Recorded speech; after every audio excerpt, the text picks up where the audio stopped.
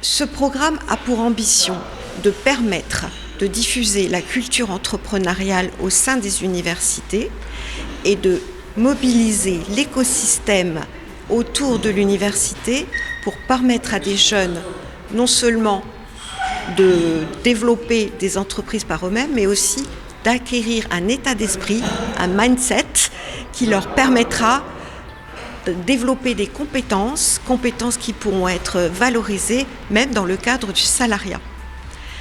Qui sont nos partenaires pour le programme Entreprendre?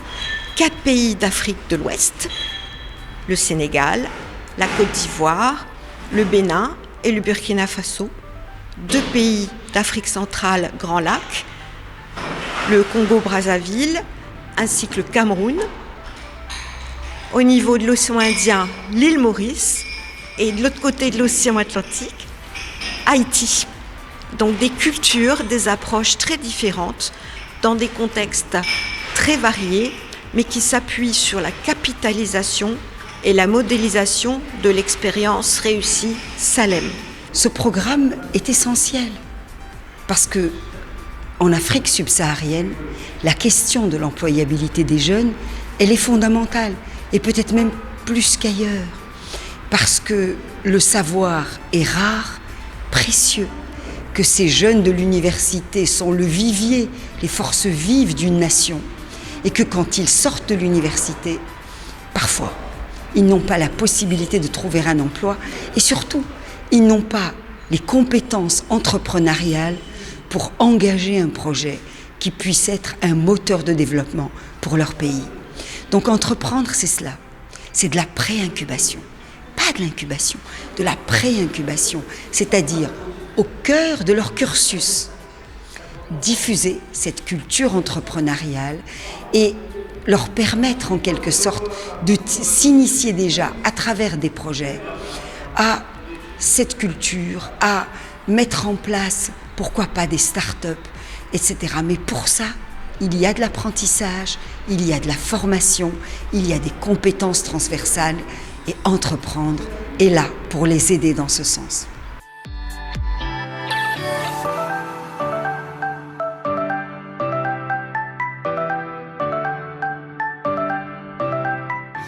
Alors ce projet est extrêmement intéressant parce qu'il doit permettre à nos différents pays, à travers nos ministères d'enseignement supérieur et nos universités, nos établissements de formation, de mettre en place un espace, des dispositifs pour que les étudiants et apprenants puissent avoir un accompagnement, des formations, puissent bénéficier, et ça c'est le point extrêmement important, d'un nouveau statut ou d'un statut complémentaire qui est le statut de l'étudiant entrepreneur.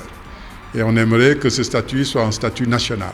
Donc il y aurait un statut national d'étudiant entrepreneur qui permettrait à cet étudiant-là, une fois qu'il est sélectionné par un processus qui est bien établi, de pouvoir avoir certains avantages par rapport à ses autres camarades qui sont dans la formation classique.